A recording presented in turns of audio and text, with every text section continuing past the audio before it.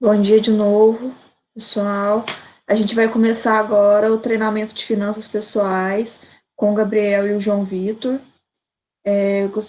Já vou passar a palavra para vocês, Gabriel e João. Se vocês quiserem começar, vocês podem dar início ao treinamento. Bom dia, gente. Bom dia, pessoal. Só um minuto. Esperamos que todos estejam bem. Agora a gente vai dar início à nossa capacitação sobre as finanças pessoais e o João vai fazer uma breve introdução sobre o conteúdo e tudo mais. Eu me chamo Gabriel, eu tenho 20 anos, atualmente estou cursando administração na UFLA e eu estou no quarto período. Bom dia, pessoal. Primeiro, obrigado também pela presença de vocês. Obrigado pela Rotaract por dar essa oportunidade para a gente estar fazendo essa palestra aqui. Eu me chamo João Vitor, eu tenho 20 anos, eu estou no quarto período de Engenharia de Alimentos e vou dar sequência aqui à apresentação.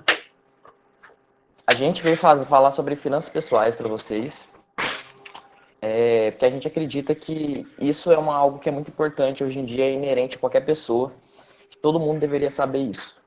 Por quê? Porque todo mundo mexe com dinheiro, independente do que você faz na sua vida, do que você está estudando para poder exercer, que profissão você tem, o que você almeja, todo mundo em algum momento da vida vai precisar mexer com dinheiro, porque você consome, você precisa se alimentar, você precisa morar em algum lugar, tudo isso gera gastos. E saber, você controlar suas finanças pessoais é algo que tem que ser estudado, você tem que ter um certo controle das suas despesas, dos seus gastos e de quanto você ganha para você ter um aval ali de uma diferença entre o que você ganha, entre o que você gasta para poder, para o futuro, aquilo te dá um certo conforto. Deixa eu passar o primeiro slide aí, Gabriel. Aí, para começar, a gente gostaria de começar com essa pergunta, né? Que é por que organizar a sua vida financeira? Porque a gente queria falar assim, que nunca é só o dinheiro pelo dinheiro. O dinheiro pelo dinheiro ele não faz nada. O dinheiro é um meio para você conseguir alcançar todos os seus sonhos, as suas metas. Você ter uma aposentadoria. Para falar em aposentadoria, tem uma pesquisa do IBGE que fala que 90% das pessoas que aposentam, elas não aposentam com a mesma qualidade de vida que elas tinham quando elas eram ativas. O que isso quer dizer? Que enquanto elas trabalhavam, elas tinham uma qualidade de vida muito melhor quando elas aposentaram. A maioria delas porque elas dependem do governo, por causa de aposentadoria do INSS, etc. Mas, basicamente, é isso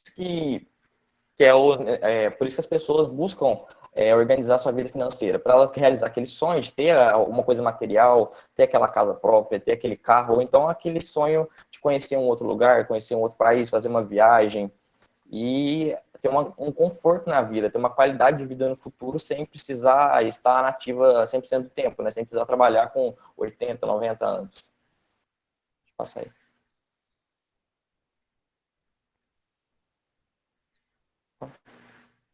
E aí, a gente gostaria de fazer o nosso treinamento de uma forma, dividir ele em três partes. A primeira parte que a gente queria falar seria como gastar bem. A segunda parte que o Gabriel depois vai estar falando, vai mais para frente, seria como investir melhor, porque é algo que é inerente a pessoa hoje em dia, e a gente vai tentar diferenciar o que seria um poupador de um investidor.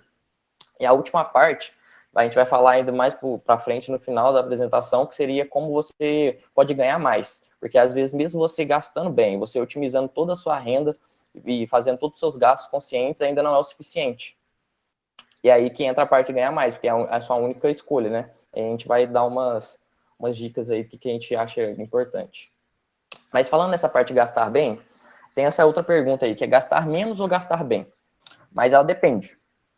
O gastar menos, ele é viável quando é uma pessoa que é muito descontrolada com seus gastos. O que isso quer dizer? É aquela pessoa que às vezes ganha R$ 1.000 por mês e ela gasta 1.500. Então, em nenhum momento da vida dela, ela vai conseguir fechar o mês dela no verde. Sempre vai estar no vermelho, porque ela gasta muito mais do que ela ganha. E nesse tipo de caso, gastar menos é essencial, é algo que é necessário. Mas o gastar bem, ele vem de uma coisa assim, de você conseguir otimizar os seus gastos de forma a poder diminuir gastos que são desnecessários ou então supérfluos. Como, por exemplo, conta de água e luz, que são coisas que não têm retorno para você. São, no caso, desperdícios também que sempre acontecem, que de alguma forma ou de outra, isso cai no seu bolso uma hora alguém tem que pagar por aquela conta. Embaixo a gente deixou também uma equação bem básica aí, que seria a receita menos os investimentos são as suas despesas. O que a gente quer dizer com isso? Que a maioria das pessoas pensa assim, que a receita é o quanto que ela ganha por mês, a sua renda total, o quanto dinheiro ela bota por mês dentro da casa para se manter. Aí ela tira todas as despesas e o que sobrar, ela vai e coloca numa poupança. Mas não, o que a gente quer dizer aqui é assim, que a receita, você vai pegar todo o seu dinheiro e você já vai ter definido uma porcentagem do que você quer investir por mês e vai tirar aquilo. Quando você tira aquela porcentagem, o que sobrar é suas despesas. O que sobrar é o que você vai gastar com seus gastos que são fixos, que são aluguel, internet, água, luz, etc. E seus gastos, às vezes, variáveis, aquela saída final de semana, etc. Bom, gente, dando continuidade aqui à seção dos gastos, é importantíssimo que você conheça os seus gastos, que você os classifique, para que dessa maneira você consiga saber onde você pode reduzi-los, onde você pode cortá-los, ou onde você pode aumentá-los. Dessa forma, a gente trouxe essa categorização dos gastos em três diferentes categorias, né? Primeiro são os gastos necessários, depois os gastos supérfluos e, por último, o desperdício. Os gastos necessários, eles são aqueles gastos que são essenciais para a sua sobrevivência. Portanto, eles vão envolver principalmente os seus gastos com habitação e com alimentação. Por eles terem esse cunho essencial para a sua vida, é impossível que você os corte. Entretanto, faz possível que você os otimize. E a otimização desses gastos vai ocorrer justamente através da sua consciência. Isso por quê? Porque todos os gastos que são relacionados à sua vida, de maneira que você precisa deles para sobreviver, você pode muito bem utilizar melhor os recursos que você está adquirindo através desses gastos. Por exemplo, vamos supor que você precisa otimizar a questão da habitação. Se você é uma pessoa que mora sozinha, não existe necessidade de você morar de aluguel em uma casa que tenha 3, 4 quartos, por exemplo. Então, através da otimização desses gastos e de uma maior consciência na sua utilização, você vai tornar a sua utilização o mais proveitosa possível. Na sequência, com os gastos supérfluos, eles são aqueles gastos que podem ser considerados desnecessários, tendo em vista que, apesar de eles agregarem valor à sua vida, ao seu bem-estar, eles não se fazem totalmente necessários para que você coloque suas atividades em dia, para que você se alimente, dentre outros fatores. Sendo assim, esses gastos eles são relacionados ao lazer, hábitos alimentares meio desregulados, como, por exemplo, comer fora com muita frequência, relacionados também a vestuário, a telefonia, serviços de streaming, por exemplo. E esses gastos, eles são importantíssimos que você dê uma enxugada neles, que você ou os reduza ou os elimine, porque eles são a maneira que você gasta a sua renda sem nem perceber. E você vê o dinheiro ali sobrando, tudo mais, pensa, vou pedir essa pizza só mais hoje. E isso acaba se tornando um hábito muito frequente, e por isso é importantíssimo que você busque os reduzir e os eliminar. E por fim, temos o desperdício. O desperdício, o que é? Vamos supor que você está no seu quarto, a luz está acesa, a televisão está ligada, você sai, vai para a cozinha, vai fazer outra coisa, deixa tudo do jeito que estava. Isso é o desperdício.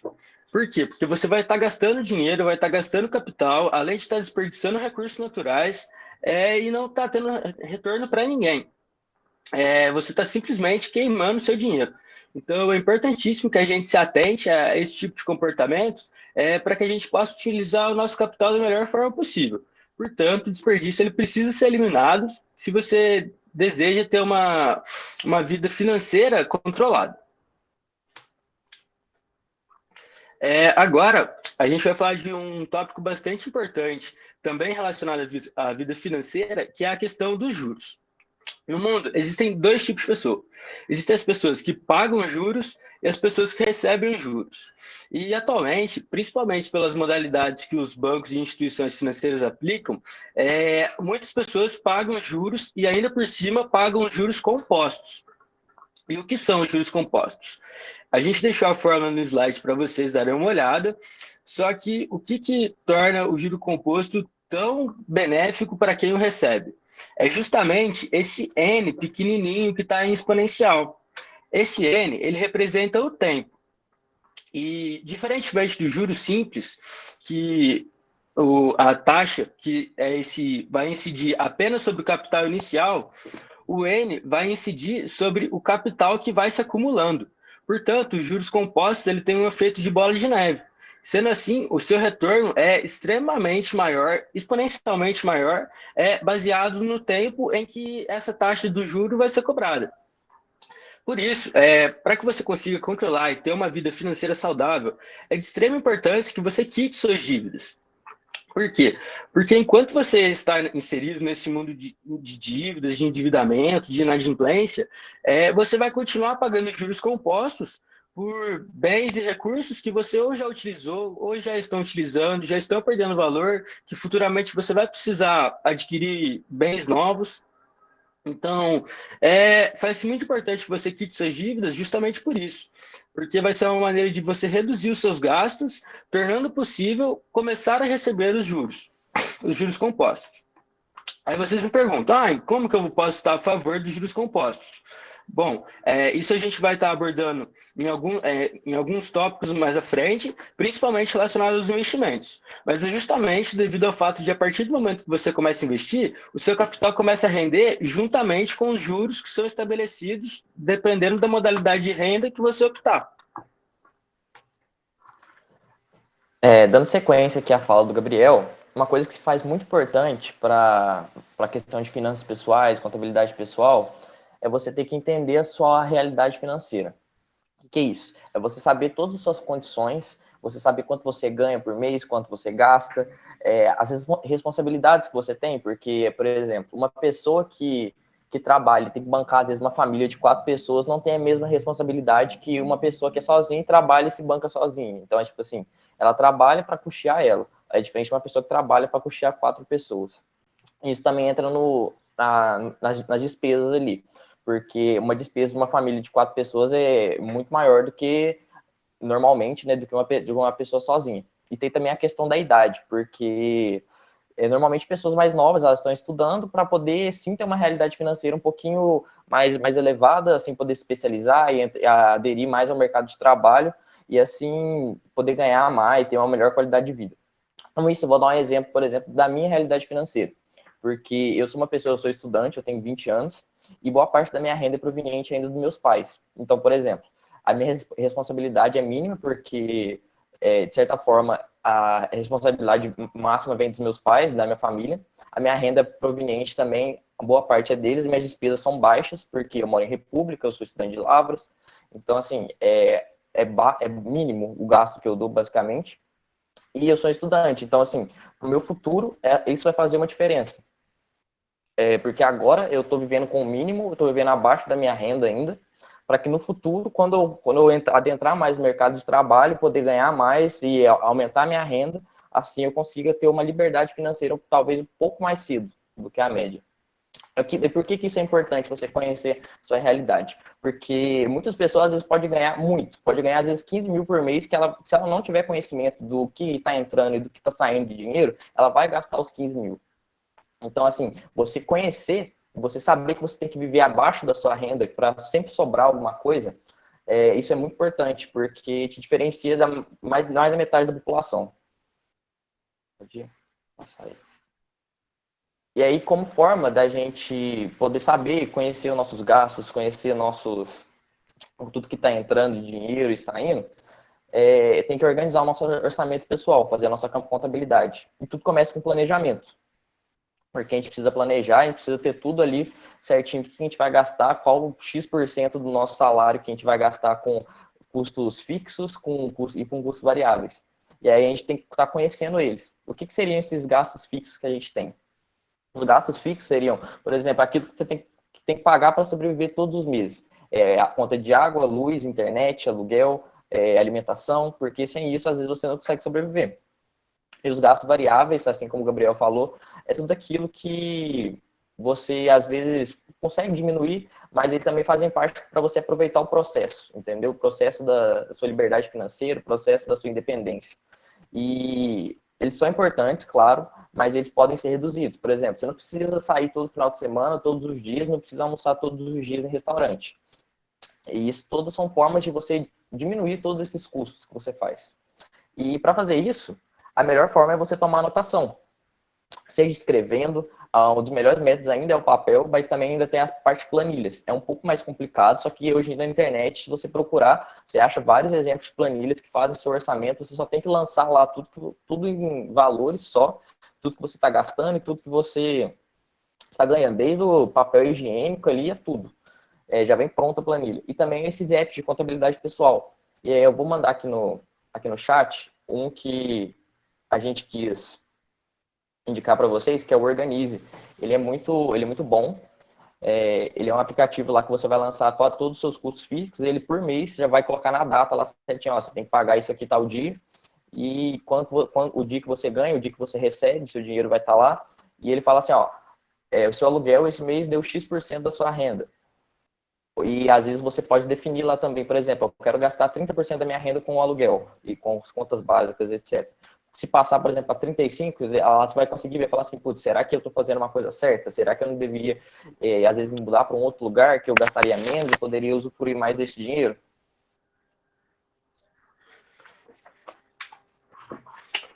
Bom, agora a gente vai finalizar essa primeira sessão que é relacionada aos gastos e a gente gostaria de trazer duas dicas que são bastante importantes para que você se atente à maneira como você lida com seus gastos, visando reduzi-los. Bom, como o João já comentou anteriormente na nossa apresentação, é de suma importância que você viva abaixo de sua renda.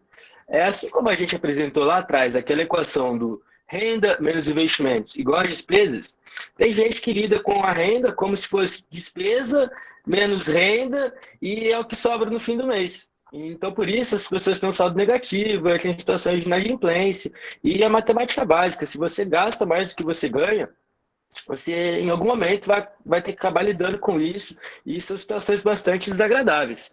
Então, é importantíssimo isso. Tenha consciência de tudo que você ganha, tenha consciência de tudo que você gasta e limite-se a gastar uma quantia de dinheiro que torne possível que você economize para os meses seguintes. E, além disso, é bastante importante também que você tenha hábitos saudáveis. Isso vai afetar a sua vida de diversas formas.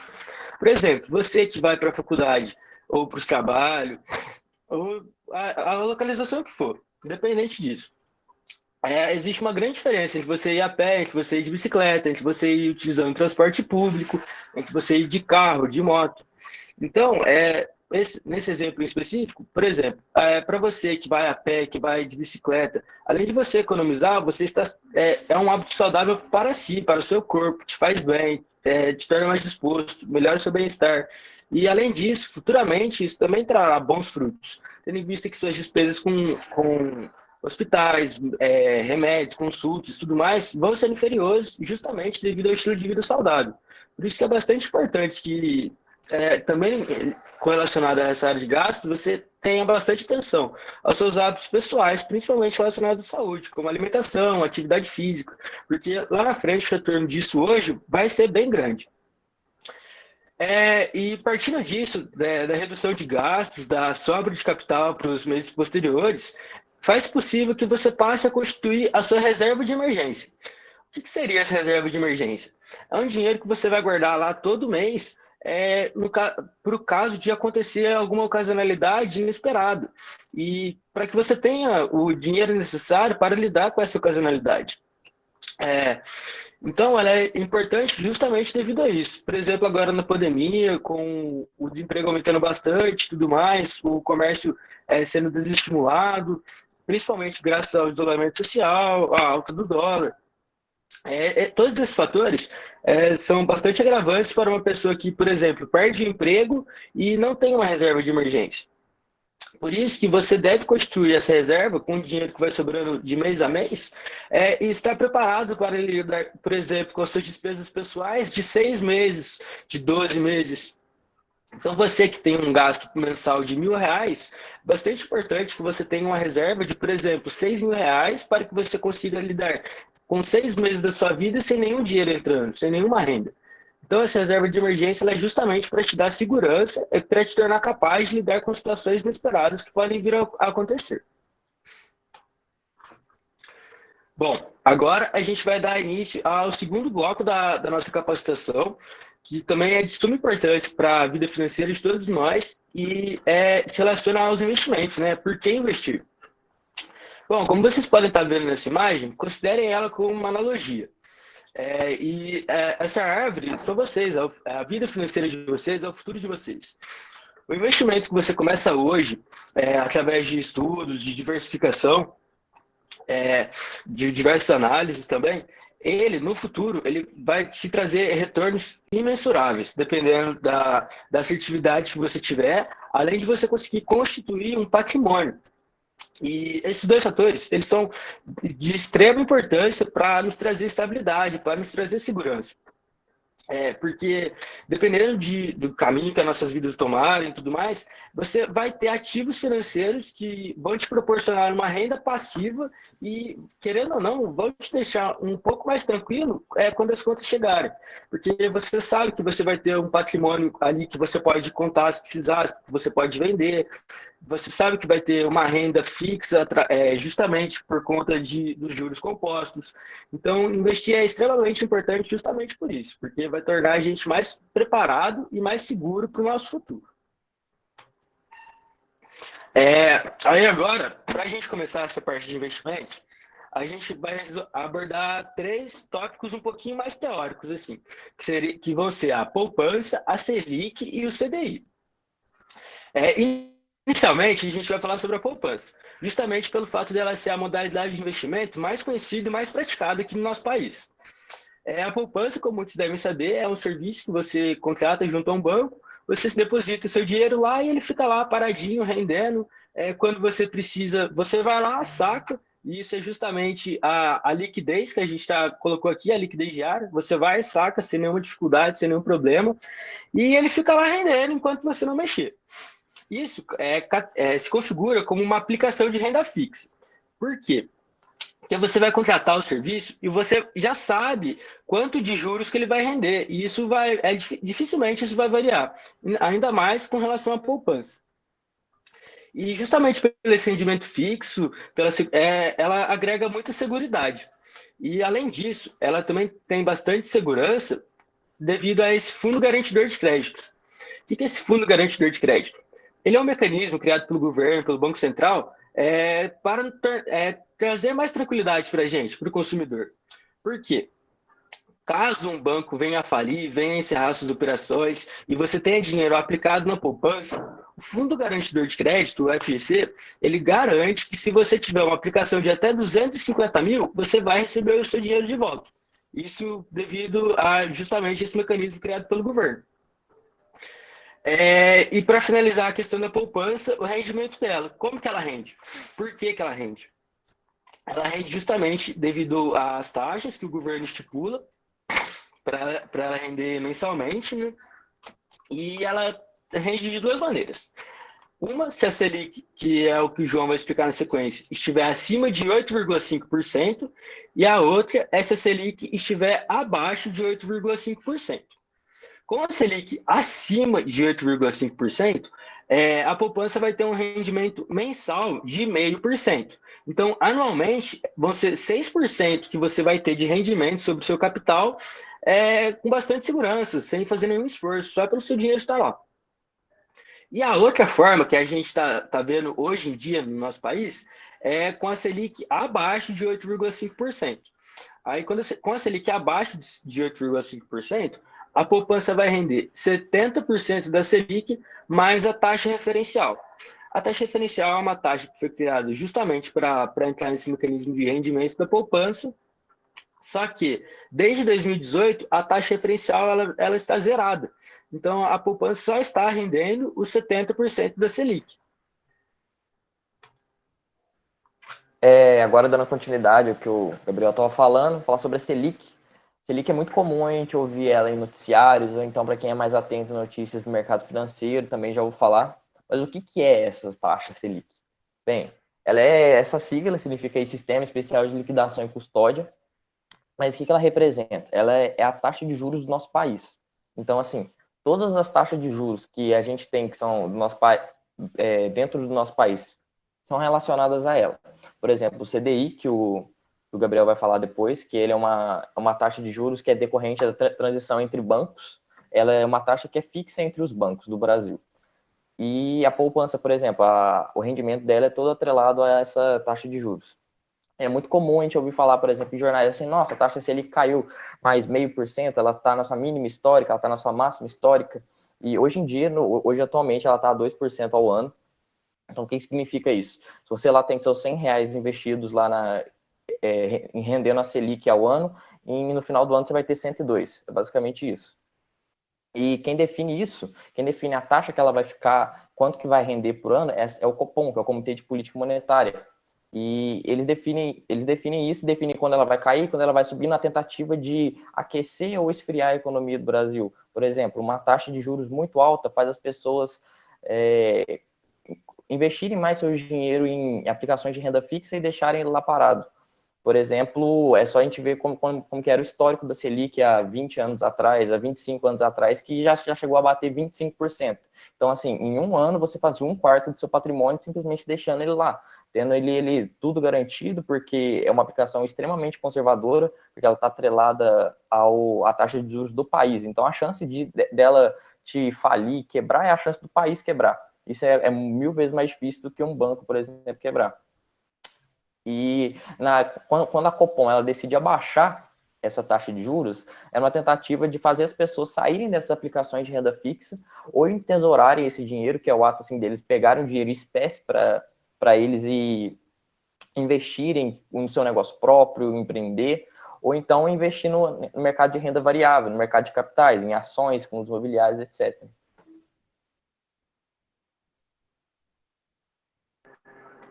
Dando continuidade, agora a gente vai explicar esse último conceito, que é o CDI. O CDI é o Certificado de Depósito Interbancário. O que é isso? No Brasil, existe uma legislação criada pelo Banco Central que determina que os bancos eles não podem fechar o seu dia no negativo. Como assim? Bom, isso pode ocorrer devido a diversos fatores. Só que, a grosso modo, o banco fechar no negativo seria os seus clientes sacarem mais dinheiro do que depositarem. Então, quando os bancos se encontram nessa situação de precisarem de capital para fechar o dia no positivo, eles recorrem a empréstimos interbancários. Então, esses empréstimos interbancários, eles têm como a taxa principal o CDI. Como vocês podem ver aí no slide, o CDI é a taxa que reflete o quanto os bancos estão ganhando de juros por emprestar dinheiro aos outros bancos. E o CDI, ele é uma taxa que ele vai influenciar bastante em diversos investimentos de renda fixa. Aí a gente trouxe alguns exemplos, que primeiro é o certificado de depósito bancário, que é o que a gente pratica até com a poupança, né? Principalmente nas fintechs, como o Nubank, Banco Inter, elas rendem o CDB, só que é totalmente atrelado ao CDI. Então, você vai ver o Nubank falando que vai render 100% do CDI e tudo mais. Temos as LCIs e as LCAs, que são letras de crédito imobiliário e letras de crédito do agronegócio. Essas letras de crédito você as adquire junto a instituições financeiras, aí elas vão ter o CDI como taxa de juros, e esse dinheiro que você empresta, a instituição financeira vai repassar justamente a instituições que trabalham ou com o setor de construção civil ou com o setor do agronegócio. Em X tempo, você vai ter esse dinheiro de volta juntamente com a taxa de juros. E, por fim, as LCs, que são as letras de câmbio, que são certificados de câmbio, né, de investimento em moedas. Aí pode ser moeda estrangeira, pode ser moeda nacional. Bom, dando sequência agora a essa relação dos investimentos, a gente vai abordar os ativos financeiros. Inicialmente, a gente vai continuar falando, né, sobre a renda fixa, que é essa modalidade de investimento que você já sabe mais ou menos quanto você vai ter de retorno, pela taxa de juros está estipulada e não varia tanto. Primeiro a gente tem a poupança, que já foi explicada. Depois a gente tem os títulos públicos. O que são os títulos públicos? Os títulos públicos são uma forma do governo captar dinheiro para lidar com a dívida externa, com a dívida interna, com as suas despesas. Então, tipo, no Brasil, a gente tem o título público mais famoso, que é o Tesouro Direto. Então, você vai estar comprando um tesouro direto, você vai estar emprestando dinheiro para o governo com a garantia de que daqui 5 anos, daqui 10 anos, daqui 15 anos, o governo vai te retornar esse dinheiro juntamente com os juros que estavam atrelados à operação. Então você vai encontrar diversas modalidades nesse caso, que pode ser tesouro direto pré-fixado, pós-fixado, tem tesouro direto para 2023, 2027, 2030. E é um investimento bastante conservador, porque como o João havia mencionado, você só não vai ter retorno se o país quebrar. Além disso, temos as letras de câmbio, né, que já foram explicadas, as debêntures. As debêntures, elas são certificados de empréstimo entre empresas. E elas servem como uma modalidade para você cobrar essa dívida que foi adquirida tempos atrás. Temos os CRIs, que são certificados de recebíveis imobiliários. Eles se assemelham bastante às letras de câmbio imobiliárias. E o CDB, que também já foi mencionado, além dos LCIs e LCAs. Agora o João vai dar início para a gente a renda variável. Dando sequência aqui, sobre a renda variável, né? O Gabriel estava falando sobre a renda fixa, que é aquilo que você investe, que você já vai ter um retorno bem conservador, um retorno pequeno, só que é o que você já espera. É algo que já é definido por uma taxa e ele é aquilo. Agora, a renda variável é algo que depende, porque ela varia, ela pode variar para baixo ou para cima. Só que ela é muito mal interpretada, às vezes, parece ser uma aposta, mas ela não é. Porque muitas pessoas pensam assim, cara, você vai lá colocar seu dinheiro, vai investir numa ação, alguma coisa ali daquele tipo, e a chance ali é de você perder tudo que você investiu ou então de ficar milionário. Mas não é, porque a renda variável ela vem com bastante análise fundamentalista em cima dela, bastante análise técnica, bastante análise de histórico de empresas, etc. E para falar sobre isso, eu vou falar alguns dos tipos de ativos financeiros que a gente tem de renda variável, que é aqui no Brasil. Que o mais famoso deles, no caso, seriam as ações, muito comum, que são empresas que abrem o capital ao mercado na tentativa de arrecadar mais dinheiro para poder ampliar suas atividades, abrir novas franquias, abrir novas empresas, poder atingir tal parcela do mercado, etc. Aí a gente tem os ETFs. Os ETFs seriam como se fossem fundos de investimentos, só que eles são acerca de um índice. Então, por exemplo, ali o ETF é uma empresa geralmente que capta o seu dinheiro e investe acerca de um índice. Existem ETFs de empresas pequenas que têm grande potencial de crescimento. E assim, por exemplo, você investe numa empresa que ainda é pequena, mas daqui 5 anos, talvez ela cresça muito. Por exemplo, uma Magazine Luiza, que é um milagre praticamente que a gente teve na Bolsa de Valores do São Paulo, que é a Ibovespa, que ela cresceu muitos por cento.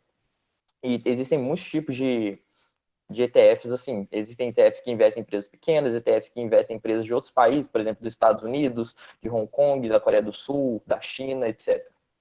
A gente tem os BDRs. Os BDRs aqui no Brasil, agora eles vão ser legalizados para pessoa física. Antes eles eram apenas para investidores qualificados, que eles falam, seriam investidores que até têm 1 milhão no mínimo de patrimônio. Agora eles já estão vindo para ser, no próximo mês, já serem legalizados para pessoa física. Então, assim, você ali se você já tiver o dinheiro para investir em um BDR, que às vezes é 200, 100 reais ali no mínimo, eu acho, já consegue investir em empresas de outros países.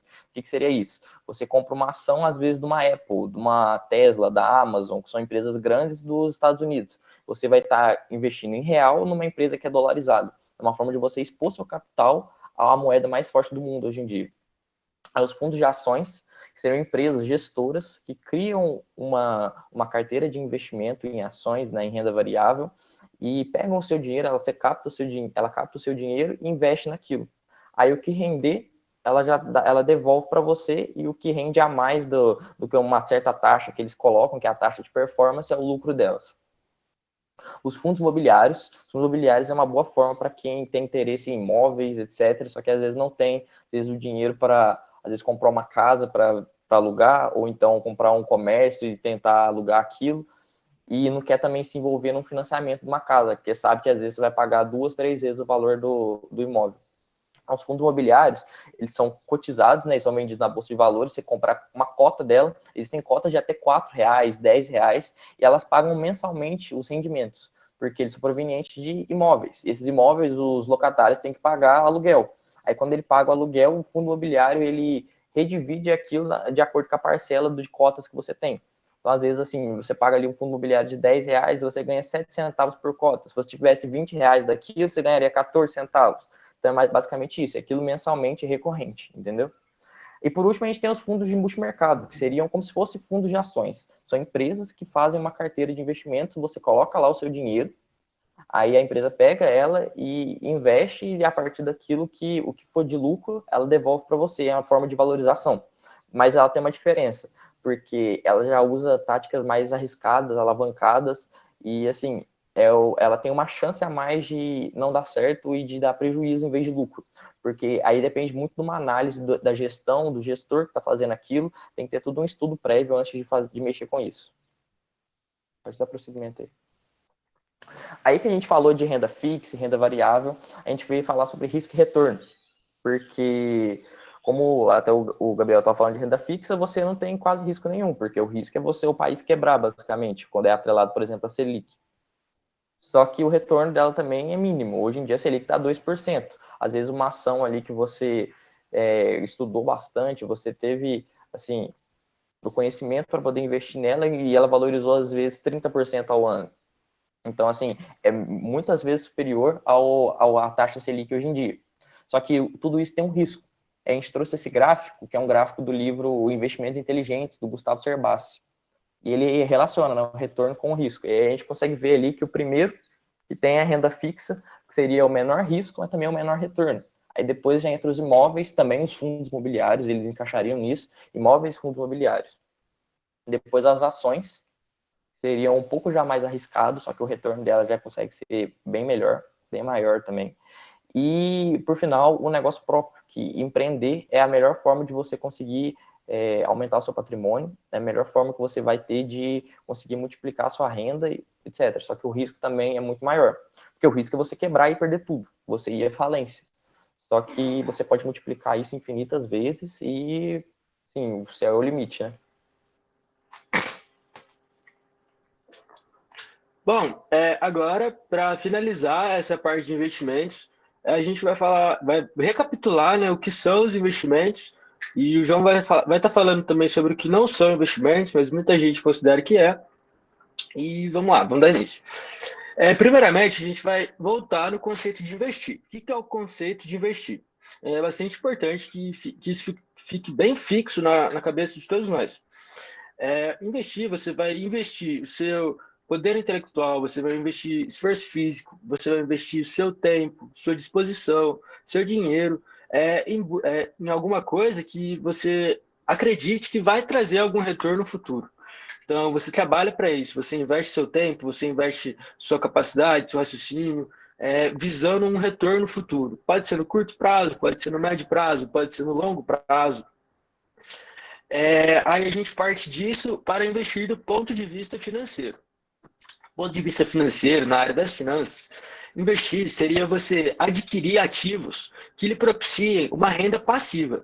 Essa renda passiva vai ser advinda de juros compostos, vai ser advinda da valorização dos ativos. Então, é bastante importante que você busque compor esse patrimônio. E só uma breve questão, por exemplo, a poupança. Caso a Selic venha a baixar mais, pode ser que a gente entre num cenário que ocorre ainda nos Estados Unidos, ou já ocorreu, não tenho certeza sobre isso, mas no caso de a poupança ter um rendimento negativo, de você pagar para o Banco Central para que ele guarde dinheiro para você. E é isso que acontecia nos Estados Unidos, com o Federal Reserve. Só que lá é até credível disso acontecer pelo fato do dólar ser uma moeda bastante consolidada, de ser muito segura, diferentemente do Brasil, que a gente está vendo hoje o real sendo altamente desvalorizado após a pandemia. Durante a pandemia até agora, foi a moeda que mais se desvalorizou, se eu não estiver enganado, não conseguiu pegar valor novamente. Então é bastante importante que vocês atentem-se também a isso, as modalidades de investimento que vocês estão praticando. E para finalizar, por que o mercado de capitais não é cassino? Porque o mercado de capitais, a bolsa de valores, é investimento. Justamente como o João havia comentado, bolsa de valores não é sorte. Tem gente que dá sorte? Tem. Tem gente que dá azar? Também tem. Só que ela é pautada principalmente em estudos de análises fundamentalistas.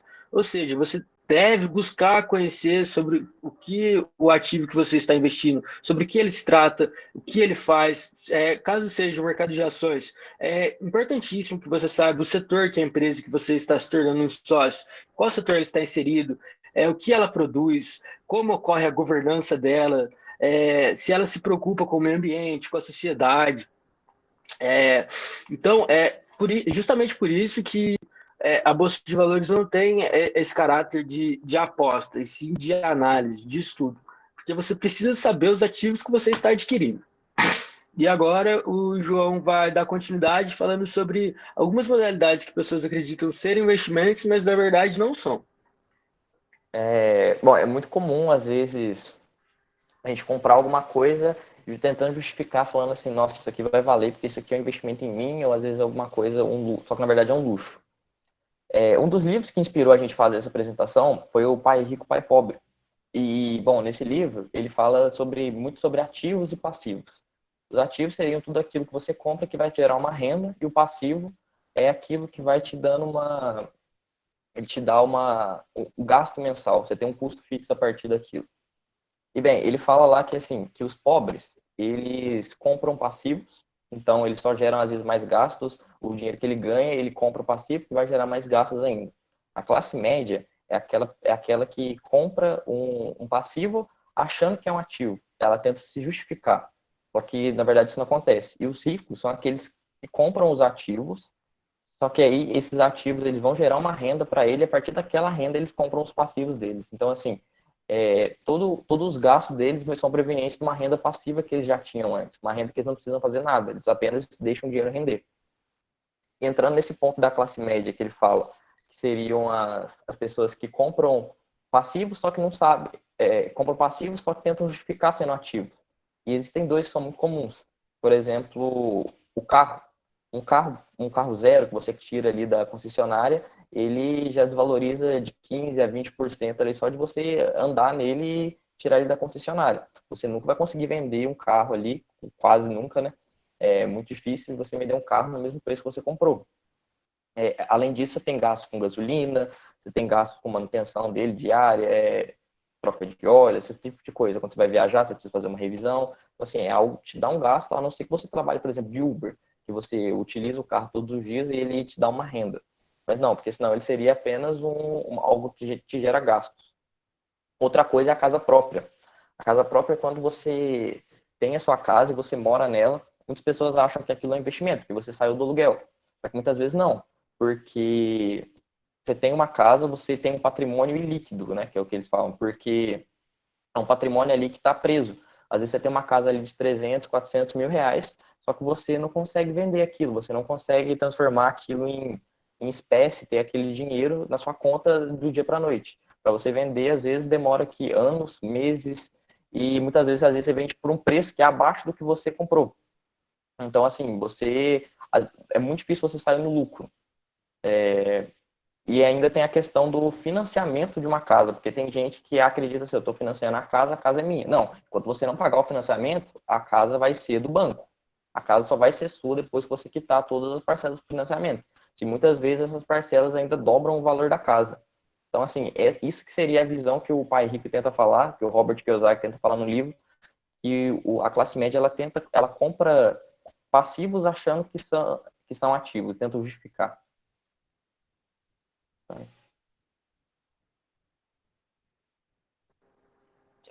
Bom, gente, como o João bem comentou, a gente utilizou bastante desse livro para basear nosso treinamento. Além dele, a gente usou também o Caderno de Cidadania Financeira do Banco Central. Porém, a gente se pautou bastante no livro do Pai Rico, Pai Pobre, porque a gente havia pensado justamente nessa metodologia de abordar os gastos, abordar os investimentos e abordar maneiras para você ganhar mais. E no livro do Pai Rico estão inseridas diversas lições, e essas três lições que a gente separou aqui, elas são totalmente correlacionadas a tudo que a gente passou até agora. E elas estão, como vocês podem ver, na ordem que a gente vai apresentando. Aí, inicialmente, a gente tem para que a alfabetização financeira. Bom, como a gente já falou, a alfabetização financeira ela é de extrema importância para que você planeje seu futuro, para que você se torne capaz de tomar decisões financeiras independentes e autônomas, para que você seja capaz de lidar com as suas necessidades no futuro, para que você esteja preparado para as mais diversas adversidades. Então, isso remonta àquela parte do treinamento de relação, conhecimento de gastos, a saber lidar com os gastos, saber como manejá-los, buscar reduzi-los, ou eliminá-los, otimizá-los, planejar tudo que entra, tudo que sai. Depois, os ricos não trabalham pelo dinheiro. No livro, o Pai Rico, ele faz diversas alusões, passa diversas lições, diversos ensinamentos ao Kiyosaki, que no caso seria o seu aprendiz. E ele deixa bastante claro que os ricos eles buscam maneiras do seu dinheiro trabalhar para eles, não de eles trabalharem pelo dinheiro. E isso remete justamente à questão dos investimentos, a você adquirir ativos financeiros que lhe propiciam uma renda, que lhe propiciam a valorização do seu patrimônio, que te torne a favor dos juros compostos, que te torne um recebedor, não um pagador. E para finalizar, que vai estar relacionado ao próximo slide, trabalhe para aprender, não trabalhe pelo dinheiro. Isso está relacionado justamente ao que a gente vai abordar na sequência, que é relacionado ao empreendedorismo, a você buscar novas fontes de renda. Por quê? Porque você precisa buscar conhecimentos, adquirir conhecimentos, compilá-los e colocá-los em prática. A partir do momento que você começa a colocar os seus conhecimentos em prática, tudo que você adquiriu ao longo das suas experiências, da sua vida, faz possível com que você aumente sua renda através de especialização, de empregos melhores, de cargos mais almejados. Então, é essencial o conhecimento nessa jornada das finanças pessoais. Para entrar nessa última parte, né, que seria como ganhar mais, que nem o Gabriel bem falou, que é, muitas vezes, por exemplo, a gente falou sobre como gastar melhor e como investir bem. E o gastar melhor seria ali, você conseguir otimizar toda a sua renda de forma que você consiga sobrar sempre alguma coisa para você investir. Só que hoje em dia a gente sabe que a realidade não é de todo mundo não é essa, porque às vezes uma pessoa ali para sustentar 4 famílias é com um salário mínimo. E muitas vezes não tem como. E a solução seria ganhar mais, porque não existe outra coisa, porque às vezes a pessoa consegue minimizar tanto os seus custos, ela consegue ali viver no mínimo que ela precisa para sobreviver, mas mesmo assim não sobra nada. E a única alternativa é você ganhar mais. E uma das formas assim melhores para você fazer isso é o empreendedorismo. Só que para isso você precisa entender sua realidade como um empreendedor, porque às vezes uma pessoa ali que já está um pouco mais de idade, assim, que já tem certas responsabilidades, às vezes com filhos, com uma família, ela não pode empreender e sair colocando todo o dinheiro dela no negócio, que ela não sabe se vai virar, se não sabe se vai dar certo, porque não fez pesquisa de mercado ainda direito, e acabar falindo e piorar a situação que ela já tinha antes. Ou então, por exemplo, um estudante, às vezes, que não tem tanto capital, mas tem vontade de empreender para ganhar uma renda, ele tem que fazer algo que também o risco é mínimo e que seja necessário pouco capital. E aí que a gente entra na parte de diversificação de fontes de renda. Porque existem muitos tipos que você pode fazer, às vezes, com pouco dinheiro. Por exemplo, que nem até o Wellington estava falando na última apresentação, sobre marketing digital. O marketing digital ele possibilita muitas pessoas a venderem sua imagem, venderem infoprodutos pela internet, venderem, às vezes, produtos mesmo. Ele falou do negócio do pneu, assim, tudo um marketing digital que você cria da sua empresa. E aquilo, muitas vezes, de algumas maneiras, você não precisa ter um investimento tão grande. Outra forma também muito comum que as pessoas às vezes fazem, mas não sabem, é o flipping. O flipping é uma prática de você comprar algo e revender aquilo. Só como você faz? Às vezes você compra alguma coisa, uma pessoa às vezes está vendendo na pressa porque está precisando do dinheiro, aí você compra aquilo, você dá uma arrumada, você dá uma limpada no objeto, às vezes você comprou, você faz fotos boas, você faz uma divulgação boa dele, você escreve um textinho descrevendo ele sucintamente, tudo que a pessoa precisa saber, para a pessoa se sentir em casa assim, com o produto, ela ter vontade de comprar aquilo, e você divulga. E em OLX, Mercado Livre, grupos de Facebook, e divulga aquilo em qualquer lugar. Isso é muito comum hoje em dia das pessoas fazerem, e é algo que às vezes precisa de um investimento pequeno, e você consegue ter um bom retorno no curto e médio prazo.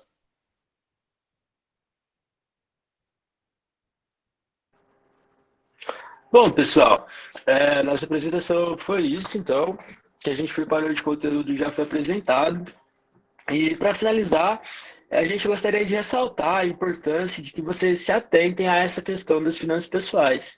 Quanto mais cedo vocês começarem a pensar sobre, a se planejar, a buscar entender o que está acontecendo com as suas finanças, com o seu dinheiro, para onde seu dinheiro está indo, como que você vai ganhar mais, quanto mais cedo, antes vocês irão colher os frutos. E melhores serão esses frutos. Assim como a gente tinha mostrado a imagem da plantinha, com as moedas e tudo mais, abordando a questão dos investimentos, acredito que a maioria da plateia seja do público do âmbito universitário, ainda não são totalmente independentes financeiramente, ainda contam com algum auxílio dos pais. Utilizem essa fase da vida em que a gente ainda não tem tantas preocupações que a gente vai ter daqui 10, 15 anos, para já começar a se preparar. A gente sabe que o futuro vai ser bastante difícil, que o futuro é bastante incerto. Tem muita gente que não liga muito para esse assunto por falar, eu não sei como é que eu vou estar daqui uma semana, por que eu vou me importar com daqui 10 anos? Só que é de suma importância que você se importe com os 10 anos, porque se chegar, você vai estar preparado, você vai saber lidar, você vai saber o que está acontecendo com a sua vida financeira. E no mais é isso. João, você tem mais alguma coisa para falar? Eu só queria falar que, bom, que o nosso objetivo, né, com essa apresentação foi de plantar aquela sementinha, assim, em vocês, que seriam de você sempre ter o controle, sabe, sua vida financeira, você ter a noção de que você tem que viver abaixo da sua renda, que os seus gastos nunca podem acompanhar a sua renda, porque senão você vai sair sempre empatado ou em tom vermelho. A gente queria passar essa noção também, queria passar a ideia que você tem que investir seu dinheiro, porque isso é algo que é para o seu futuro, e se você quiser ter uma liberdade, uma paz, uma estabilidade financeira no futuro, isso é necessário você fazer desde cedo, e quanto mais cedo, melhor. Porque, que nem o Gabriel mostrou na fórmula de juros compostos, o tempo é o fator que está em exponencial. Então, quanto mais cedo você fizer, mais rápido você vai aumentar a sua bola de neve e mais você vai colher os frutos dela. E também, a ideia que a gente queria passar é que a bolsa de valores, você investir, não é para quem tem muito dinheiro, não é para quem é bilionário, cara. Isso aí é para qualquer pessoa. Você pode abrir sua conta numa corretora de investimentos que tem taxa zero. Então, assim, você não vai pagar nada por nenhuma transação, por nenhuma custódia do seu dinheiro que está lá dentro. E você consegue investir, assim, a partir de R$4, R$10, você já consegue comprar no mercado fracionário uma ação, você consegue comprar um fundo imobiliário, você pode, às vezes, se você for ainda mais conservador, você pode já investir em tesouro direto, você pode investir em títulos públicos de banco, que são CDBs, etc. Então, assim, a ideia que a gente queria passar é que apenas comecem a investir, porque isso é algo que vai ser importante para o futuro de todo mundo, e isso é algo que não se ensina nas escolas, e que deveriam, porque todas as pessoas mexem com dinheiro, isso é inerente a qualquer ser humano. Mas é isso. Muito obrigado pela Justamente, atenção, pessoal. galera. Lembre-se sempre, o primeiro passo é o mais importante, é o mais difícil. E agora a gente vai abrir para dúvidas, comentários, feedback, críticas. Isso aí, pessoal. Se tiverem para falar. Gente, eu queria ver com vocês se vocês têm uma estimativa de qual percentual de renda deve ser separado para investir no fundo de emergência, para fazer investimentos e para uma aposentadoria. Você quer responder? Então, em relação ao fundo de emergência que ela falou, ele deve ser algo que vem... Oi, não tá me ouvindo? Ela falou sobre o fundo de emergência, né? Então, assim, o fundo de emergência ele é algo que tem que vir antes de você começar a investir o seu dinheiro, porque ele é algo que vai te dar uma segurança. Se acontecer alguma fatalidade na sua família, se você tiver um acidente, se você for demitido do seu emprego, se você acontecer uma pandemia, se, assim, qualquer coisa que aconteça, alguém da família precisando de dinheiro, qualquer coisa, você vai ter aquele fundo de emergência. E aquilo, ele tem que estar guardado em uma aplicação de renda fixa conservadora. Por exemplo, o Tesouro Selic. Ele vai estar rendendo ali todo dia a Selic. É pouco, é 2%. Mas, assim, todo dia vai estar lá e você pode tirar a qualquer momento, porque ele tem uma liquidez diária. Então, assim, você vai lá na sua corretora, você aplica o seu dinheiro no Tesouro Selic, ou às vezes, por exemplo, também no Nubank, que rende 100% CDI. O CDI e a Selic rendem praticamente a mesma coisa. Então, assim, aquilo lá você pode você vai ter contato com o seu dinheiro o tempo todo e você vai ter quase que a garantia que você não vai perder aquilo. Por exemplo, na Selic, o que eu já falei antes, o Gabriel também, o risco é de o país quebrar. Então, assim, antes de você começar a diversificar seu patrimônio em renda variável e investir em ações, em algo um pouco mais arriscado, mas que vai te dar mais retorno, você tem que ter uma base sólida. É a mesma coisa que construir um prédio. Você não consegue construir um prédio se você não fazer uma fundação antes. Não, mas a minha Só um adendo. é uma expectativa de percentual, entendeu? Por exemplo, Então, quanto eu ganho X, quanto da minha renda seria o ideal para eu colocar num fundo de emergência e quanto seria ideal para separar para investimentos, entendeu? Vocês não, têm. Então, o seu fundo de emergência. Pode falar. Não, é que tipo assim, o seu fundo de emergência, você tem que constituir ele baseado nas suas despesas, não na sua renda.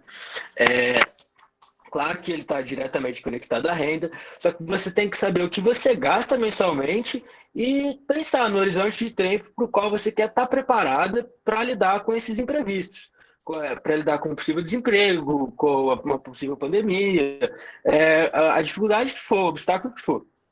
Então, por exemplo, se você é uma pessoa que ganha R$ 5.000 por mês e tem os gastos mensais de R$ 3.000 por mês, você quer estar preparado para um ano tranquila, caso não entre R$ 1 para você, você precisa fazer o 12, que são os 12 meses, vezes os R$ 3.000 reais.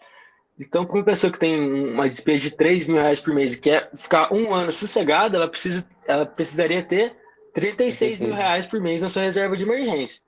Só que nisso a gente está lidando com uma despesa que, tipo, pelo menos para minha realidade, ela foge um pouco e é bastante alta até. Mas em termos percentuais é difícil de falar. E outra coisa que você tem que falar, que você precisa pensar também para constituir a sua reserva de emergência, é igual o João falou, você pode deixar no Tesouro Selic e tudo mais, é um investimento de renda fixa. Só que você também deve ter em mente que, dependendo da dificuldade que você venha passar, você precisa ter um acesso rápido a esse dinheiro. Então, é importante também pensar na questão da liquidez da aplicação, se você vai conseguir tirar esse dinheiro fácil, como que ele vai estar rendendo e tudo mais. Uma dica que eu tenho, para você que falou de percentual, etc., é procurar ler esse livro aqui. Ele é do 1.000 ao Milhão, do Thiago Nigro, o Primo Rico. Nele ele fala mais ou menos assim, ele dá uma estimativa de como que seria uma meta percentual para você ter no seu mês, por exemplo. Ele fala que seus custos fixos, aquele aluguel, alimentação, água, luz, internet, deveria representar ali no máximo ali 50% da sua renda. Então vamos fazer aqui só uma média, um chute aqui assim, se você ganha R$ 1.000, até R$ 500 tinha que ser todas essas suas contas fixas. Aí ele fala que 20% do seu salário, da sua renda, você devia pegar e colocar aquilo em investimento. Só que se você não tem ainda uma reserva de emergência, você pega esses 20% que você ia investir e investe na sua reserva de emergência antes. E os outros 30% seriam seus gastos variáveis. Às vezes algo que você quer gastar, alguma coisa que, assim, vai te dar uma satisfação de estar aproveitando o processo da sua vida, sabe? Também é importante, claro.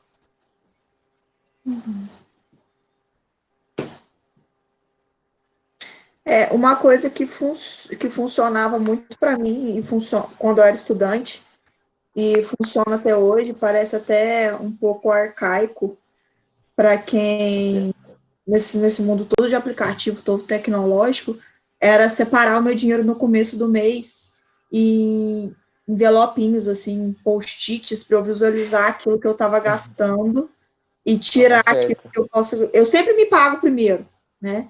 Sempre que o meu fundo, eu pego meu dinheiro, me pago como se eu fosse uma dívida que eu tenho, um boleto qualquer, aquele valor fixo eu guardo. É como se fosse alguma das muitas contas que eu tenho para pagar. Isso eu sempre fiz, assim, visualizar o dinheiro, tipo, esse tanto é da faculdade, esse tanto é do transporte, esse tanto é disso, esse tanto é daquilo, e separar esse dinheiro, porque pelo menos para mim, quando eu coloco tudo num bolso na conta, eu não consigo visualizar bem para poder ter uma dinâmica dentro daquilo que eu estou gastando. Então, assim, ainda que eu tenha as contas em banco, os aplicativos no celular fazendo gráficos, alguns que eu tenho que faz gráficos sobre os meus gastos, entradas, saídas, retiradas, enfim, e orçamentos financeiros, eu ainda assim utilizo no papel aqueles dinheiros de caixinha que ficam em casa para um gasto qualquer que aconteça, e no papel, porque eu gosto de visualizar e de ir riscando o que já foi pago, o que não foi, o que está de reserva em cada conta. Por exemplo, ainda vamos supor que eu tenha R$1.000 na conta e tenha 10 contas para pagar. Eu sempre tenho no papel, por exemplo, o valor tanto está reservado nessa conta para pagar minha conta de celular. E eu, à medida que os boletos vão sendo pagos, eu vou riscando para eu enxergar, porque às vezes eu acho que eu tenho muito dinheiro, e sempre que sobra dinheiro na conta, eu sempre penso assim, alguma coisa ficou sem pagar, porque se ali eu já sabia que estava reservado, se tem alguma coisa faltando. Entendi. Acho que essa visualização, mesmo para quem tem pouco Você dinheiro... tá certo. Porque o importante é você ter o conhecimento, né, do que está entrando e do que está saindo. E o papel e caneta é uma das melhores maneiras que tem ali, ainda mais para quem não tem muito conhecimento de mexer com planilhas, até porque é uma coisa difícil. Excel, assim, até planilhas do Google é muito difícil de mexer, não é para qualquer um, isso realmente. Mas hoje em dia a gente já tem também essas planilhas grátis, você encontra pela internet, e aquilo facilita muito a vida também. Mas eu sou totalmente de humanas, então assim, as corzinhas me ajudam. Não, é bom. Porque... Você ter essa visualização, né? Eu acho bastante louvável esse tipo de hábito, esse comportamento que você tem mensalmente, de ter esse cuidado com as suas finanças, com as suas contas, com o seu dinheiro. E é exatamente isso que acaba faltando para muita gente, é esse controle, essa organização. Porque a partir disso vai ficar muito mais fácil para você visualizar os demais horizontes que a gente apresentou aqui hoje. Seria a questão dos investimentos e tudo mais. João, Gabriel, se vocês me permitirem, eu gostei muito do treinamento de vocês, nesse sentido aí de vocês falarem nessa organização, a questão dos aplicativos. E eu tive uma experiência aqui esse mês, aqui, porque voltando para Três Pontas, né, ficando na casa dos meus pais, por ter morado sozinho, a gente tem aquela noção de, caralho, o dinheiro acaba, né? Uhum. E eu vi aqui em casa a questão de, tipo assim, meus pais tinham zero controle. Então, ter conhecimento disso, né, igual a gente é um público jovem, às vezes também vai impactar até na casa da gente, né? Então, foi o que a gente está fazendo aqui, a gente faz 4 meses, e foi muito interessante, porque, tipo, sem fazer nenhuma mudança brusca, tipo, por exemplo, deixar de ir, deixar de fazer coisas, só de saber o que está gastando, a gente conseguiu diminuir a nossa renda em 30%. E, tipo, a nossa despesa, né? E, tipo assim, só na questão de saber o que fazer, entendeu? E eu achei assim, muito interessante, a gente estava super orgulhoso, porque realmente a gente não sabe, né? Vou fazer um exemplo. A gente gastava muito no final de semana porque pedia alguma coisa de noite. Então, hoje eles já compram na hora que vão fazer a compra do mês. E aí já reduz bastante. Então, só essa visualização eu acho muito interessante. E eu queria que o pessoal, às vezes, por exemplo, falasse isso em casa, né? Vocês começassem a fazer Muito legal. a despesa em casa. E se vocês me permitirem, eu queria fazer uma sugestão do aplicativo que eu estou apaixonado, que chama Mobius. Vou até deixar aqui no chat. Manda no chat aí, eu não conheço não, cara. Mas legal, viu? Bem na hora. Porque ele é assim, você Eu já pode... cheguei a usar isso aí, é bastante bom mesmo. E é facinho de mexer. Eu que não entendo nada, assim, velho. Eu consegui fazer os gráficozinhos, dá para linkar os cartões, essas coisas. E eu queria agradecer vocês aqui, que agora tem assim, até os termos, né, pra gente continuar esse progresso e agora partir para fazer o dinheiro trabalhar pra gente, né? Então eu queria agradecer vocês aí, porque realmente veio muito a calhar no momento que nós estamos aqui, tá certo? Obrigadão. Ô, cara, fiquei feliz do seu comentário, viu? Boa sorte na sua jornada. Obrigado, viu, mano? Parabéns aí, cara, pela organização que você teve, velho. A redução que você teve de 30%, que isso, é muita coisa, velho. Gente, fico feliz aí que vocês mandou bem. Valeu. Sobre essa questão que o Gabriel falou, quando eu ainda estava na faculdade, eu fui num congresso em Fortaleza de educação fiscal, que era a parte de direito tributário. E um dos projetos que ganhou uma premiação no congresso foi que eles começaram a aplicar a educação financeira para crianças da periferia de Fortaleza e viram que vários índices de violências reduziram porque essas crianças, e crianças pequenas, assim, de 5 a 10 anos, 12 anos parece na época, elas conseguiam organizar as finanças dos pais, as finanças em casa, mesmo num ambiente bem difícil, e isso gerava até menos conflitos dentro de casa, muitas outras questões, e eles fizeram uns gráficos muito interessantes de como essas próprias crianças ajudaram os pais a poderem fazer uma gerência melhor do dinheiro, e que isso reduziu até mesmo índices de violência. Foi uma questão bastante interessante desse congresso, e assim, querendo ou não, a gestão vai ditar a forma como você vai lidar com a sua vida e suas relações familiares, muitas vezes. Então, assim, ter essa boa relação com o dinheiro é importante em qualquer faixa de idade. Assim, igual vocês falaram, não é porque você está na faculdade que isso é muito distante, porque não é. Você já tem uma vida financeira que precisa ser gerida, independente do quanto você ganha, você tem que gerir aquilo da maneira que der, né? Assim, sempre evitando. Uhum. Principalmente também pelo fato de quando você entra pro mundo acadêmico, né, o mundo universitário, tipo assim, para muitas pessoas, você acabou de sair do ensino médio, acabou de sair do cursinho, você pode até continuar morando com seu pai, com sua mãe, e fazer faculdade na sua cidade natal e tudo mais, só que a partir do momento que você entra na faculdade, você vê como as suas despesas vão mudando e vão só aumentando. Então, apesar da gente não ter essa educação financeira no ensino básico, no ciclo básico de ensino, no ensino médio e tudo mais, que seria essencial e para ontem, né, já era para estar sendo inserido nas escolas, a faculdade é um momento bastante oportuno para começar a se interessar por isso, para começar a aprender, a se organizar, justamente pelo planejamento, né, de você traçar os seus objetivos, ter as suas metas, saber o que você vai querer fazer dali a 5, 10, 15 anos, onde você quer chegar e tudo mais. E todos esses objetivos, infelizmente ou felizmente, eles passam pela questão da sua saúde financeira, né? Exatamente, cara. Uma coisa que eu queria dizer, Gabriel, se vocês me permitem, é o seguinte, na condição de advogada, nunca é tarde, aliás, normalmente nunca é cedo demais para você renegociar suas dívidas, principalmente com banco, cartão de crédito, e, enfim, gente, não deixem acumular e não tentem ignorar a existência da dívida achando que isso vai te fazer menos problema. Quanto mais você posterga essa renegociação com a instituição financeira, ou, enfim, essa semana mesmo está tendo um feirão do Serasa que eles estão pagando dívidas até R$ 1.000 por R$ 100.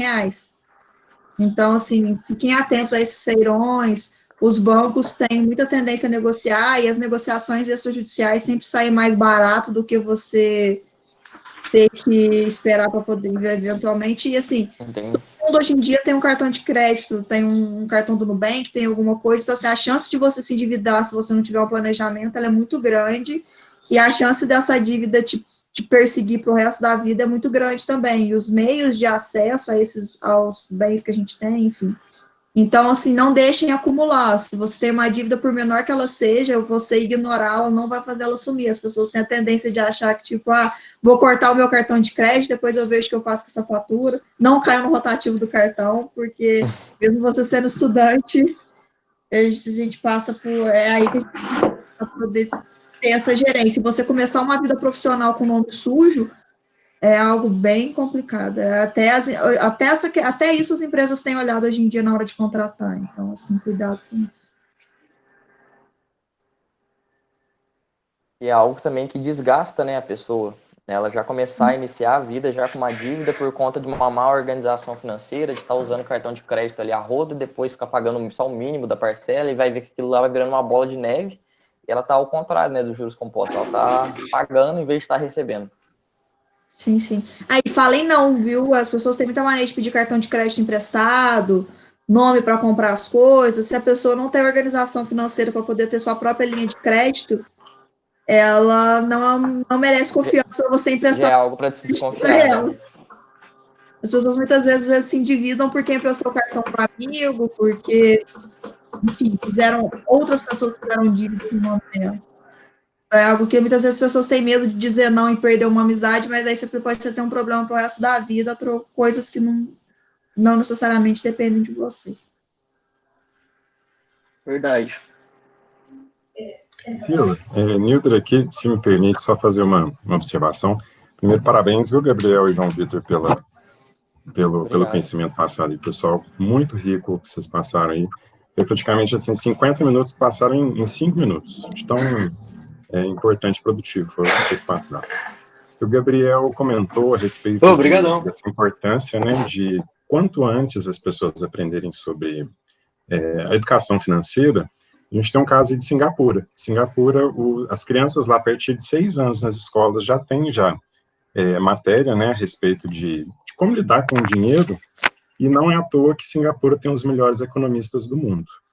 Então a gente vê um reflexo aí, tanto no curto quanto no longo prazo, de quanto que isso é importante, não só para a pessoa, para a família, mas para o país como um todo. E outro ponto importante também, que o João Vitor destacou, é a respeito desse controle, né, financeiro. Muitas pessoas têm o hábito de talvez só pensar em controlar as finanças quando elas ganharem mais. Então, talvez tá ali ganhando, por exemplo, um salário mínimo e tá pagando todas as contas e não tá sobrando nada. Ela pensa, quando eu estiver ganhando mais, aí eu passo a controlar, aí eu passo a investir. Aí, quando começa a ganhar mais, esse hábito que ela tem de sempre gastar muito, permanece.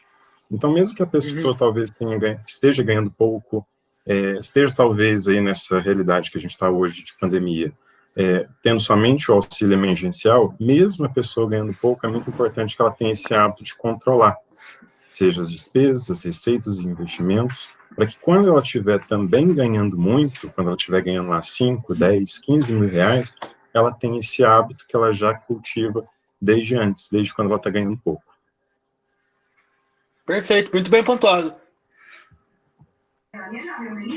Bom, gente, antes de perguntar, eu queria agradecer a todos os palestrantes aí que deram os treinamentos, queria agradecer a disponibilidade do Rotaract e o convite.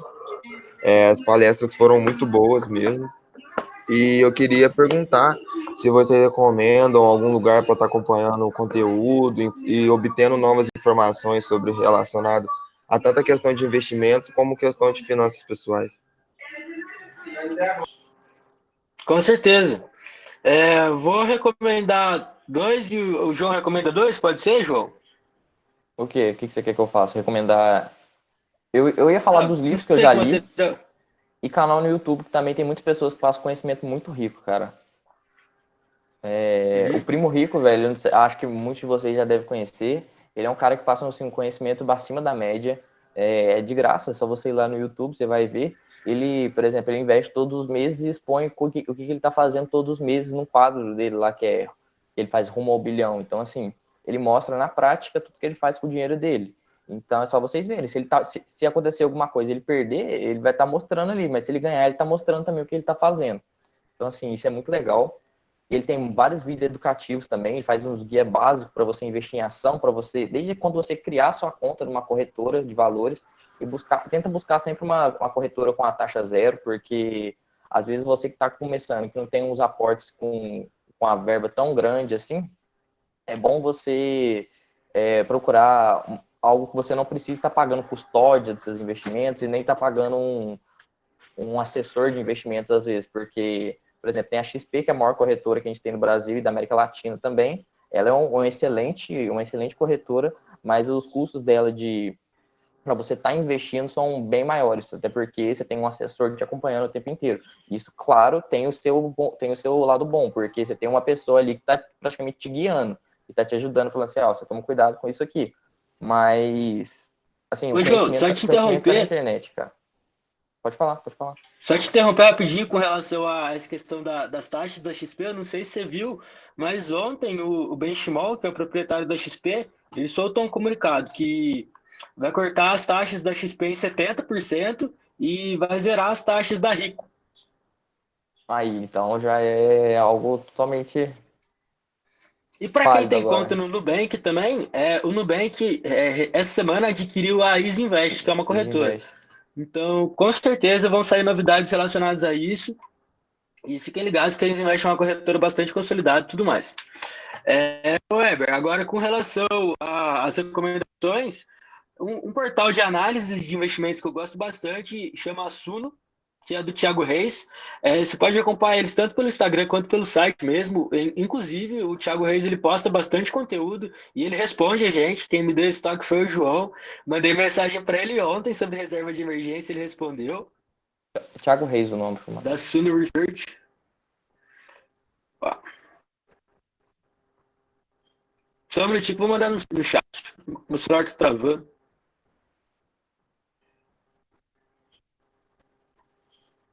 Esse Thiago Reis, ele tá sempre E abrindo tem aquelas também caixas de um outro perguntas, portal sabe? que eu gosto bastante. Pode falar, pode falar. E tem também esse portal que eu acompanho bastante, que é a Nord. A Nord, ela é uma casa de análises, então eles fazem relatórios sobre os ativos, sobre as empresas, sobre os fundos imobiliários, tudo mais, a análise macroeconômica, sobre o exterior. Só que eles têm um conteúdo gratuito, bastante bacana, que eu acompanho diariamente, que é uma newsletter que eles enviam para o seu e-mail todo dia. E eles abordam tanto questões de macroeconomia, questões de microeconomia, movimentos de mercado, questões políticas, socioeconômicas. Então, essas duas casas de análise eu recomendo bastante para vocês acompanharem, porque elas têm a didática bastante interessante, além de serem conteúdos bastante pertinentes. Aí, com relação a finanças pessoais, cara, eu recomendo o Gustavo Cerbasi, que ele é um autor brasileiro e os livros dele, as obras dele, né, são de extrema qualidade por esse sentido. Esse aqui é um livro bem básico dele, do Gustavo Cerbasi, chama Investimentos Inteligentes. Ele até é um dos que inspirou um gráfico que a gente colocou sobre o risco e retorno, e assim, ele pega você na mão e te mostra primeiro o que não é um investimento, tudo que você às vezes está jogando seu dinheiro fora, e ele te mostra assim, até você começar de uma pessoa que é um poupador, coloca seu dinheiro todo na poupança, virar um investidor em ações, em uma coisa bem mais alavancada, assim, arriscada. Caralho. No risco e retorno aí, ó.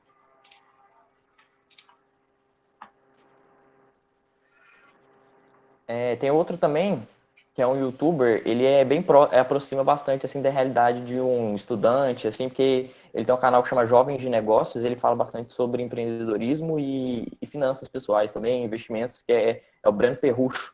Então, assim, ele é jovem, ele tem os seus 22 anos, 23 anos, então, assim, aproxima bastante da nossa realidade, ele fala bastante da importância de começar mesmo com pouco, sabe? Isso é muito importante.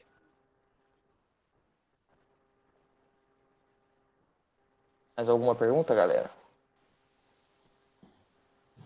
Gente, o papo tá muito bom, a palestra foi de muito proveito, mas a gente vai ter que encerrar para liberar o pessoal para o almoço, que 2 horas começa um bloco 2, que também vai estar bastante interessante, vão ser 3 palestras, 2 do pessoal do NEMP, uma da doutora Tamires. Ainda tem vaga, tem bastante vaga para o bloco 2, então o link da reunião vai ser o mesmo. Quem quiser permanecer com a reunião em aberto ou quem quiser retornar com esse mesmo link depois, a partir das 2 horas, o link será o mesmo, está todo mundo convidado. E muito obrigado pela palestra, João, Gabriel, foi excelente. E obrigado, pessoal todo do NEMP, pela ajuda na nossa imersão. E aguardo vocês às 2 horas. Pessoal, muito obrigado pela atenção. Tchau, tchau e até já. Obrigado pela atenção, pessoal. Valeuzão.